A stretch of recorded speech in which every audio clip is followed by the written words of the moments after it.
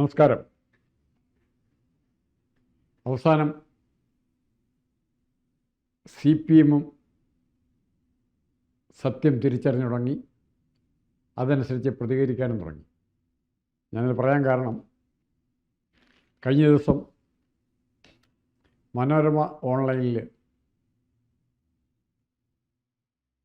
ഒരു പ്രമുഖ നേതാവ്, ഒരു പ്രമുഖ മന്ത്രി, ഒരുപക്ഷെ CPM ലീഡർഷിപ്പിലെ മന്ത്രിസ്ഥാനത്തെ ലീഡർഷിപ്പിലെ രണ്ടാമത്തെയോ മൂന്നാമത്തെയോ ആൾ, ഒന്ന് പിണറായി, രണ്ട് റിയാസ്, മൂന്ന് ആര് വേണേയാകാം, അങ്ങനെയുള്ള പി രാജീവാണ് ആ സത്യം പറഞ്ഞിരിക്കുന്നത്. അദ്ദേഹം അത് പറയുന്നതിന് ചിലപ്പോൾ രണ്ട് കാരണങ്ങൾ കാണും. എന്നാലും നമുക്ക് ഓരോ കാരണങ്ങളായിട്ട് പരിശോധിച്ച് നോക്കാം. അദ്ദേഹം പറഞ്ഞത് ഇമ്മി ഗോവിന്ദൻ്റെ സ്റ്റേറ്റ്മെൻറ്റിന് ഘടകവിരുദ്ധമായിട്ടാണ് പറയുന്നത്. അതായത് മുൻകാലങ്ങളിൽ പാർട്ടി സെക്രട്ടറിയുടെ പ്രസ്താവന എന്ന് പറഞ്ഞാൽ കല്ലെ പിളർക്കുന്ന പ്രസ്താവനയാണ്. അതിനെതിരായി ആരും ഒരഭിപ്രായവും പറയുകയില്ല. പിണറായിയുടെ കാലത്തെ കാര്യമാണ് ഞാൻ പറയുന്നത്. അതിനുശേഷം സെക്രട്ടറി ആയിട്ട് കോടിയേരി ബാലകൃഷ്ണന് ശേഷം ഗോവിന്ദൻ വരികയും കല്ലെ പിളർക്കുന്ന കൽപ്പനകൾ പുറപ്പെടുവിക്കുന്ന ആളായിട്ട് മുഖ്യമന്ത്രി മാറുകയും ചെയ്തു. നേരത്തെ തൊട്ടുണ്ട് ഇദ്ദേഹം വന്നതോടുകൂടി എല്ലാ കാര്യങ്ങളും മുഖ്യമന്ത്രി തന്നെ പറയുക എന്നുള്ള രീതിയിലേക്ക് കാര്യങ്ങൾ മാറി.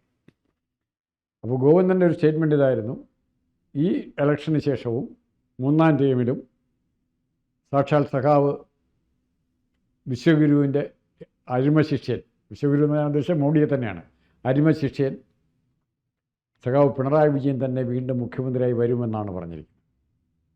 പക്ഷെ രാജീവ് പറഞ്ഞിരിക്കുന്ന, രാജീവ് ആ അഭിപ്രായത്തെ നിഷേധിച്ചുകൊണ്ട് അല്ലെങ്കിൽ നിരാകരിച്ചുകൊണ്ട് പറയുന്നത് വേണയാകാം, അല്ലെങ്കിൽ ഇലക്ഷന് ശേഷം വിശദമായി ചർച്ച ചെയ്ത് പുതിയ മുഖ്യമന്ത്രിയെ തീരുമാനിക്കുമെന്ന് പറയുന്നുണ്ട്.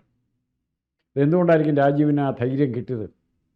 ഒന്ന്, അവർക്ക് കിട്ടുന്ന ഇൻപുട്സ് എല്ലാം പിണറായിക്ക് അഗൻസ്റ്റാണ്. തോൽവിയുടെ കാരണക്കാരനായി ആദ്യം കണക്കാക്കുന്നത് പിണറായിയാണ്. ഇപ്പം CPMൻ്റെ സ്വഭാവം നടക്കാൻ പോകുന്നത് എല്ലാ കുറ്റങ്ങളും പണ്ട് കാലത്ത് തൊട്ട് ഇങ്ങനെ ലെനിൻ്റെയും സ്റ്റാലിൻ്റെയും ക്രൂസ്ചേവിൻ്റെയും മാവോയുടെ ചൗവല്ലയുടെ എല്ലാം പുറകിൽ കെട്ടിവെച്ച് മുകളിലുള്ള തള്ളി താഴെയിടുന്ന പോലെ ഇവിടെ എല്ലാ ആരോപണങ്ങളും ആർക്കെതിരായിട്ട് വരും? പിണറായിക്കെതിരായിട്ട് വരും. മാർക്സിസ്റ്റ് പാർട്ടിയുടെ മുഴുവൻ തകർച്ചയുടെയും പൂർണ്ണ ഉത്തരവാദി ആയി പിണറായിയെ കൊണ്ടുവരും. അത് വേണേൽ പിണറായിയാണ് കാരണക്കാരെന്ന് റിയാസിനെ കൊണ്ട് തന്നെ പറയിപ്പിക്കും. അതാണ് CPM. ഗോവിന്ദൻ്റെ പെങ്ങളുടെ മകളെ കൊണ്ടാണ്, TK ഗോവിന്ദൻ്റെ പെങ്ങളുടെ മകളെ കൊണ്ടാണ് ഗോവിന്ദൻ കാലുവാരി എന്ന് പറയിപ്പിച്ചിരിക്കുന്നത് തളിപ്പറമ്പിൽ. ഇത് നമ്മൾ കാണുന്നുണ്ട്. റിയാസിനെ കൊണ്ട് തന്നെ പിണറായി മോശക്കാരനായിരുന്നുവെന്ന് പറയിപ്പിക്കാനുള്ള സംഘടനാ കൗശലം CPMനുണ്ട്. അത്തരം ആൾക്കാരെ കൊണ്ടാണ് കമ്മിറ്റി നിറച്ചിരിക്കുന്നത്. അതുകൊണ്ട് നമുക്കത് അത്ഭുതപ്പെടേണ്ട ആവശ്യമില്ല. നമ്മൾ പറഞ്ഞ വിവരം, രാജീവ് ഇത് വിഷയം മനസ്സിലാക്കിയിരിക്കുന്നു. CPMൻ്റെ തകർച്ച എന്തുമാത്രം ഉണ്ടെന്ന് മനസ്സിലാക്കിയിരിക്കുന്നു. പിന്നെ രണ്ടാമത് വേറൊരു ഇൻഡിക്കേറ്റർ എന്ന് പറഞ്ഞാൽ, ഏതെങ്കിലും ഒരു ഉന്നതനായ നേതാവ്, AK ബാലനോ വിജയരാഘവനോ ഒഴിച്ച് മറ്റേതെങ്കിലും ഒരു നേതാവ്, KN ബാലഗോപാലോ MB രാജേഷോ P രാജീവോ ഈവൻ ശൈലജ ടീച്ചറോ B ജയരാജനോ ആരെങ്കിലും ഇത്രയും പ്രതിസന്ധി ഉണ്ടായി നീർക്കയത്തിൽ നടുക്കടലിൽ കിടന്ന് പിണറായി വിജയൻ പടയ്ക്കുമ്പോൾ പോലും ഒരു കൈ കൊടുത്ത് ആ കടൽ വെള്ളത്തിൽ നിന്ന്, സമുദ്രം വലിയ മാർത്തട്ടാന്ന് വിചാരിച്ച് ചാടി വെള്ളത്തിൽ മുങ്ങിപ്പോയി എന്നാണ് പിണറായി വിജയൻ പറ്റിയെന്ന് എനിക്ക് തോന്നുന്നത്. കൈ കൊടുത്തുയർത്താൻ ഒരു നേതാവ് പോലും ഇല്ല എന്നുള്ളതാണ്. എന്തിന് ആർഷോ പോലും പിണറായി വിജയൻ്റെ കൈ കൊടുക്കാൻ ചെല്ലുന്നില്ല. ഒരുപക്ഷെ ചിന്താ ജെറോമോ ആര്യരാജേന്ദ്രനൊക്കെ അവർ കൈ കൊടുത്ത് ഉയർത്തിയതിനെ. അങ്ങനെയാണ് ഇന്ന് സ്ഥിതി നിൽക്കുന്നത്. അപ്പോൾ ഈ ഇത്രയും തകർച്ച മാർക്സിസ്റ്റ് പാർട്ടിക്ക് ഉണ്ടായെന്ന് തിരിച്ചറിഞ്ഞത് കൊണ്ടായിരിക്കാം ഒരുപക്ഷെ P രാജീവ് അങ്ങനെ പറഞ്ഞിരിക്കുന്നത്. അല്ലെങ്കിൽ നമ്മൾ ആദ്യം പറഞ്ഞ പോലെ മറ്റൊരു ഓപ്ഷനുണ്ട്. പിണറായി വിജയനെ 10 തെറി പറഞ്ഞാൽ, അല്ലെങ്കിൽ പിണറായി വിജയനെ വിമർശിച്ച് സംസാരിച്ചാൽ കൂടുതൽ വോട്ട് കിട്ടുമെന്നുള്ള ബോധം, സത്യാവസ്ഥ, അല്ലെ പ്രായോഗികമായ സത്യം രാജീവ് തിരിച്ചറിഞ്ഞിട്ടുണ്ടോ? CPM സ്ഥാനാർത്ഥിയായിട്ട് നിന്നുകൊണ്ട് കൂടുതൽ വോട്ട് നേടാനുള്ള എളുപ്പ വഴി പിണറായി വിജയനെ തെറി പറയുക, അല്ലെങ്കിൽ വിമർശിക്കുക, കുറ്റപ്പെടുത്തുക ആണ് എന്നുള്ള തിരിച്ചറിവിൽ നിന്നായിരിക്കും ഒരുപക്ഷെ രാജീവ് ഇങ്ങനെ പറഞ്ഞിരിക്കുന്നത്.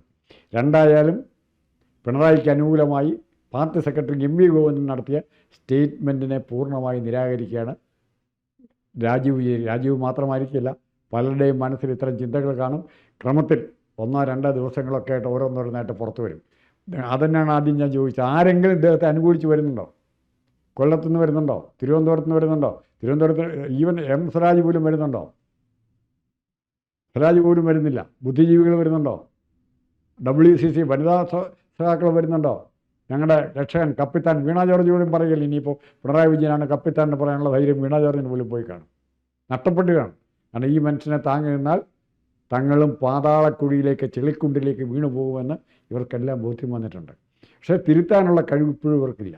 ധൈര്യമില്ലായ്മ, ആ ധൈര്യമില്ലായ്മയിലുമാണ് ഇവരെ വളർത്തിക്കൊണ്ടുവന്നിരിക്കുന്നത്. ആ ഭയത്തിൻ്റെ അന്തരീക്ഷത്തിനാണ് വളർത്തിക്കൊണ്ടുവന്നിരിക്കുന്നത്. ഇനിയിപ്പോൾ വോട്ട് പിടിക്കാനുള്ള മാർഗം, തെരഞ്ഞെടുപ്പിൽ ജയിക്കാനുള്ള മാർഗം സംസ്ഥാനമൊട്ടാകെ ഭയത്തിൻ്റെ അന്തരീക്ഷം ഉണ്ടാക്കാൻ നോക്കും. കാത്തിരിക്കുക, എന്തെല്ലാം വേലത്തരങ്ങൾ കാണിക്കും എന്ന് കാത്തിരിക്കുക. പാർട്ടിയിൽ നിന്ന് പോകുന്നവരെ അടിച്ചമർത്താൻ ഒരു വശത്തോട് നോക്കുന്ന കൂട്ടത്തിൽ മറുവശത്ത് വോട്ടിങ്ങിനെ എങ്ങനെ തടസ്സപ്പെടുത്താം, അല്ലെങ്കിൽ വോട്ടേഴ്സ് കൂടുതൽ വരാതിരിക്കാനുള്ള ശ്രമവും പിണറായി വിജയൻ്റെ ഭാഗത്തുണ്ടാകും. അതിന് എല്ലാ ഒത്താശയും ഇവിടുത്തെ BJP ചെയ്തു കൊടുക്കും. കാരണം പിണറായി വിജയൻ്റെ മാർഗം ആണ് BJPക്ക് നല്ലത് എന്ന് സുരേന്ദ്രനെ പോലുള്ളവർ പഠിച്ചിട്ടുണ്ട്, മനസ്സിലായിട്ടുണ്ട്. വിമർശനങ്ങളെ അടിച്ചമർത്താനും കള്ളപ്പണം സ്വരൂപിക്കാനും എന്നുള്ള ഏറ്റവും നല്ല മാർഗം പിണറായി വിജയനാണ്, മാതൃകയാക്കാൻ പറ്റുന്നതാണെന്ന് മനസ്സിലാക്കിയ BJP നേതാക്കളും കാണും. ഇവരും പിണറായിയുടെ കൂടെ നിൽക്കും. ഇവിടെ കേരളത്തിൽ സംഭവിച്ചുകൊണ്ടിരിക്കുന്നത് ചോദ്യം ചെയ്യാൻ തൻ്റെ ഇടത്തോടെ ആണായിട്ട് ചെഗുവേരയെന്ന് മുദ്രാവാക്യം വിളിക്കില്ല, ചെഗുവേരയുടെയൊക്കെ കമ്മ്യൂണിസ്റ്റ് സ്പിരിറ്റ് ഉൾക്കൊണ്ടുകൊണ്ട് മുന്നോട്ട് വരാൻ ചെറുപ്പക്കാരും തയ്യാറാകുന്നില്ലെങ്കിൽ, യുവ നേതൃത്വ നിലയിലുള്ളവർ തയ്യാറാകുന്നില്ലെങ്കിൽ ഉറപ്പായിട്ടും ഈ ബംഗാളിലേക്കാൾ കഷ്ടമായിരിക്കും, ബംഗാളിലേക്കാൾ നാണം കെട്ട തോൽവിയായിരിക്കും, ബംഗാളിലേക്കാൾ നാണം കെട്ട അനുഭവങ്ങളായിരിക്കും ഇവിടുത്തെ കമ്മ്യൂണിസ്റ്റ് പാർട്ടിക്ക് ഉണ്ടാകാൻ പോകുന്നത് എന്ന് ഒരു മുന്നറിയിപ്പ് മാത്രം നൽകിക്കൊണ്ട് നിർത്തുന്നു.